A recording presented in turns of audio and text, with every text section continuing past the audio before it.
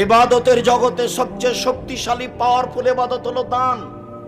দানের চেয়ে শক্তিশালী ক্ষমতাধর ইবাদত পৃথিবীতে নেই। আপনি যদি দান করেন তাহলে আল্লাহর রাগ মিটে যাবে, আল্লাহ আপনাকে জাহান্নামে দিবেন সিদ্ধান্ত নিয়ে আছেন। আপনি 500 টাকা দান করলেন, তখন আল্লাহ বলছেন আচ্ছা আচ্ছা ঠিক আছে, যাও যাও যাও, নরম হয়ে গেছে দানের ক্ষমতা। আপনার মায়ের কবরে শাস্তি হচ্ছে, আপনি 5000 টাকা দান করলেন, কবরের শাস্তি বন্ধ। আমি বলিনি, এই কথা মুহাম্মদ সাল্লাল্লাহু আলাইহি সাল্লাম বলেছেন।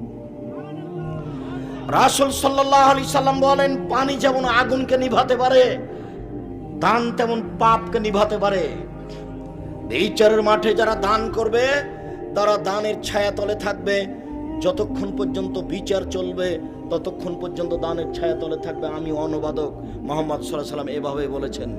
পৃথিবীতে সবচেয়ে শক্তিশালী ক্ষমতা ধরে ইবাদত হলো দান। এর পরেও যদি সালাত না থাকে তাহলে আল্লাহ দানের মতো ইবাদতকে কেটে দিবেন।